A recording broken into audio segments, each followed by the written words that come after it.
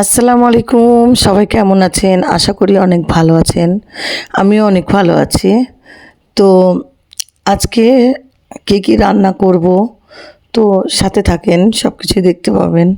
আমি কী রান্না করি, তো এই যে প্রথমে চিকেনগুলো সুন্দর করে আমি যখন বাজার থেকে চিকেন কিনি, আমি এভাবে পিস করে নিয়ে আসি, দিয়ে বাসাতে ছোট করে পিস করি। তো এই যে এখন পিস করে চিকেনগুলো নিব। আর এই যে বুটের ডাল, ডাল রান্না করব। তো ডালটা আলাদাই রান্না করব, ডালে কিচ্ছু দিব না। তো বুটের ডালটা আগে ভিজিয়ে রেখেছিলাম। সবাই তো বুঝেই গেছেন আমি কি রান্না করব। তো এই যে এখন আমি চিকেনগুলো কেটে নেব বিরিয়ানির জন্য। তো বিরিয়ানিটা রান্না করে নেব, আর চিকেনগুলো ছোট ছোট পিস করে নিব। আর আমি লেগ পিসটা আমি গোটাই রাখবো, ছোট মানে পিস করব না। এই লেগ পিসটা আমার মেয়ে পছন্দ করে, অরিন পছন্দ করে, অরিন খাবে একটা লেগ পিস, আর উর্মি খাবে, ছোট মেয়ে আমার। তো এখন আমি চিকেনগুলো সুন্দর করে পিস পিস করে কেটে নিয়ে তারপরে মাংসটা সুন্দর করে ধুয়ে নেব। তো এই যে আমার মাংসগুলো ধোয়া হয়ে গেছে, আর এদিকে টক দইটাও আমি রেখেছি, টক দই আছে। আর এইদিকে আদা রসুন বাটা আছে, এদিকে পেঁয়াজ কুচি করা আছে, এদিকে সব কিছু মশলাগুলো আছে। তো চিকেনের মধ্যে আমি এটা আবার এই বিরিয়ানির মশলাটাও দিব। তো সবগুলো অল্প অল্প করে আদা বাটা রসুন বাটা সব দিয়ে দিলাম। আর একটু দিব, এদিকে ভাজা যে ধনিয়ার গুঁড়া দিলাম, আবার এদিকে মরিচের গুঁড়াটাও দিয়ে দিলাম।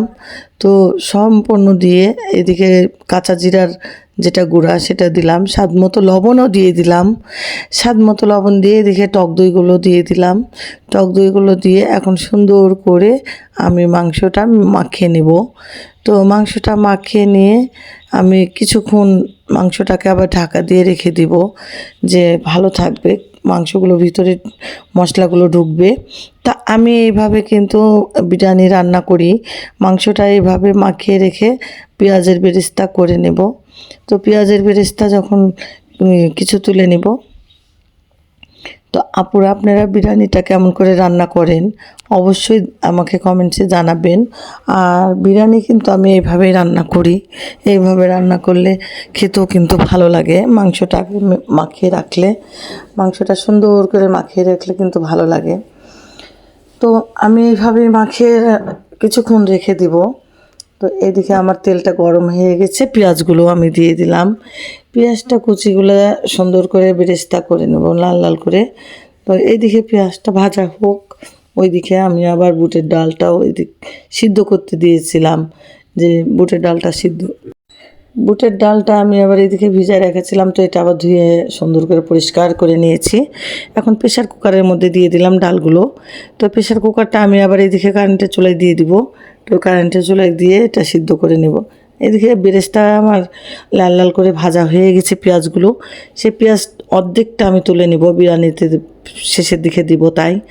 আর অর্ধেকটা আমার থেকে যাবে। এই অর্ধেকটার মধ্যে আমি আবার এই মাংস দিয়ে দিলাম। উপরে টক দইটা দেখছেন, উপরে একটু আছে মাংসের উপরে, আমি বাটিটা মুছে টক দইগুলো দিয়েছিলাম এই জন্য। তো আমার এই মাংসটা সুন্দর করে কষাই নেব, হ্যাঁ ভালো করে। এই যে পেঁয়াজের বেরেস্তায় দিয়ে দিলাম, তো কষাই আমি ঢেকে রাখবো। আর এদিকে বিরিয়ানির জন্য পানি গরম করতে দিয়েছিলাম। তো পানিটা আমার গরম হয়ে গেছে, আমি ওটা নামায় রেখেছি এক সাইডে। তো আমার এই বিরিয়ানিটা কম বেশি হওয়ার মধ্যে, মানে মাংস কষানো হওয়ার মধ্যে, মাংসটা যখন সুন্দরভাবে কষিয়ে নেব একদম, আর গন্ধটা যেন না থাকে, চিকেনের একটা গন্ধ থাকে, সেই গন্ধটাও থাকবে না, সুন্দর করে কষাই নিয়েছিলাম। তো কষাই নেওয়ার একটু কষাবো, কষানোর পরে যখন আমার হয়ে গেছে কষানো, সুন্দর করে কষিয়ে নিয়েছি। এখন আমি আমার চালগুলো যেগুলো আছে, পোলাওয়ের চাল, হ্যাঁ চিনি গুঁড়া পোলাওয়ের চাল, সেই চালটা আমি এখানে দিয়ে দিব একসাথে। কিন্তু আমি এটা দেখেন মাংসগুলো কি সুন্দর খসে গেছে রানের থেকে। তো অনেকই সিদ্ধ হয়ে গেছে, তো আমি চালগুলো এখন দিয়ে দিলাম। চালটা সুন্দর করে শুকনা করে ঝরিয়ে রেখেছিলাম, পানি অনেকক্ষণ আগে ধুয়ে রেখে দিয়েছিলাম, পানি ঝরে শুকনা শুকনা হয়ে গেছে। তো চালগুলো আমি দিয়ে এখন সুন্দর করে নাড়াচাড়া করে নেব, বেশিক্ষণ ভাজবো না চাল। তো চালগুলো ভাজলে মাংসটা এদিকে আবার গলে গেছে, তো খুলে মানে খসে যাবে মাংসগুলো, এই জন্য ভেঙে ভেঙে যেতে পারে। তো আমি বেশি লাড়বো চাড়বো না, আমি অল্প অল্প করে নেড়ে চেড়ে আমি পানিগুলো দিয়ে দিব। পানি কিন্তু আমার তাক মতোই দিই, আমি কোনো মাপা ঝোঁকা করে পানি দিই না। যখন হয়তো বা বেশি রান্না তখন পানি মেপে দিই, তো এখানে 1 কেজি চাল আছে এই জন্য আমি অতটা মাপলাম না। পানি আন্দাজ মতো তাক মতো আমি গরম করতে দিয়েছিলাম, তো গরম হয়ে গেছে। এখন আমি সেই গরম পানিটা আমি দিয়ে দিলাম। গরম পানিটা দিয়ে সুন্দর করে আমি নাড়াচাড়া করে ঢেকে দিব। ঢেকে দিয়ে আমি এই দিকে আবার ডালটা সিদ্ধ হয়ে এসছে, ডালটাও আমি এদিকে নামাই নিব। বুটের ডাল দিয়ে আপুরা বিরিয়ানি রান্না, চিকেন দিয়ে বিরিয়ানি রান্না করেন বা গরুর গোশত দিয়েই বিরিয়ানি রান্না করেন, হ্যাঁ। কিন্তু বুটের ডাল এদিকে আমি স্বাদ মতো কিন্তু কাঁচামরিচও দিয়ে দিলাম। কাঁচামরিচ দিলে কিন্তু ফ্লেভারটা একটু অন্যরকম লাগে, ভালোই লাগে খেতে। তো সুন্দর করে যে বলক এসে গেছে, এখন আমার বিরিয়ানিতে বলক এসে গেছে, আবার ঢেকে দিলাম। তো ঢেকে দেওয়ার পরে যে আবার করবো, জায়ানবাবু চিল্লাচ্ছে, আপুরা আপনাদের জায়ান, আমি একটু কেওড়া জল দিলাম বিরিয়ানিতে, কেওড়া জল দিয়ে দিলাম।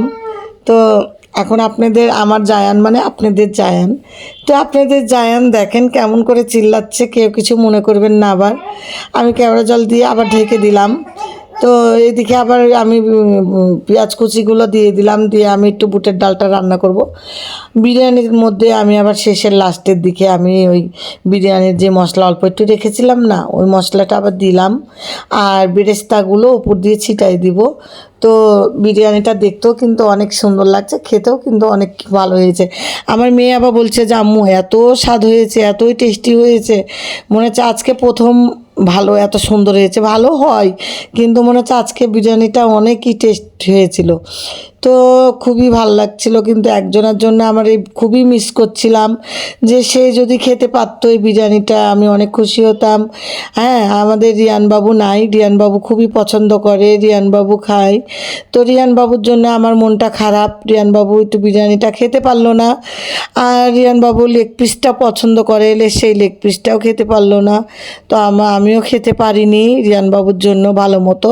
আমি দুপুরে কোনো রকম একটু খেয়েছিলাম, রাত্রে খেতে পারিনি আপুরা। তো যাই হোক, কারোর জন্য না কারোর জন্য রান্না করলে একটু মনটা খারাপই থাকে, ভালো লাগে না। আমার বিরিয়ানিটা কেমন হয়েছে বলবেন। হ্যাঁ, আশা করি অনেক সুন্দর হয়েছে, অনেক ভালো হয়েছে। আপনারা বলবেন যে না কেমন হয়েছে রান্নাটা। তো আমার বিরিয়ানিটা কিন্তু আমি নিজে বলছি না যে আমার নিজের জিনিস আমি রান্না করেছি আমি ভালো বলছি বা স্বাদ বলছি, তা সেটাও না। আমার ফ্যামিলি যেটা খেয়ে বলেছে ভালো হয়েছে, আমিও বলছি ভালো হয়েছে। আর চোখে দেখে না, খেয়ে বলা যায় যে হ্যাঁ ভালো হয়েছে। আর আমি এইভাবে ডালটা রান্না করলাম, বুটের ডাল দিয়ে আপনারা বিরিয়ানি খেয়ে দেখবেন আপুরা, কতই স্বাদ লাগে। আর বিরিয়ানিটা শুকনা খেতে কিন্তু অতটা মজা লাগে না। আর যখন আপনি মনে করবেন যে ডালটা দিয়ে রান্না করব, দিয়ে খাবো, অনেক স্বাদ বেড়ে গেছে খাবারের স্বাদ কিন্তু এভাবেই হয়। হ্যাঁ, কিছু না কিছু দিয়ে খেতে গেলে কিন্তু ভালো লাগে। তো আমি বুটের ডালে কিচ্ছু দিইনি, কলিজা দিইনি, চর্বি দিইনি, কিচ্ছুই দিইনি। আমি এমনি বুটের ডালটা রান্না করলাম। শেষের দিকে একটু জিরার গুঁড়া ভাজা আর ধনিয়ার গুঁড়া ভাজা একটু ছিটাই দিলাম, এটাতেই অনেক স্বাদ বেড়ে গেছে। তো ডালটা আমার রান্না হয়ে গেছে, আমি এখন নামাই নেব। আমার এদিকে বিরিয়ানিটাও রান্না হয়ে গেছে, এদিকে নামাই নিয়েছি। আর নামাই নি, এখনও নেওয়া হয়নি, এখানে নামাই নেব। তো এরপর থেকে যে ভিডিওগুলো দেখবেন অবশ্যই খাওয়াটাও দেখতে পাবেন, আমরা খাবো সেটাও দেখতে পাবেন। আর যারা সাবস্ক্রাইব করেননি করে রাখবেন। আর সবাই ভালো থাকবেন, সুস্থ থাকবেন। আল্লাহ হাফিজ।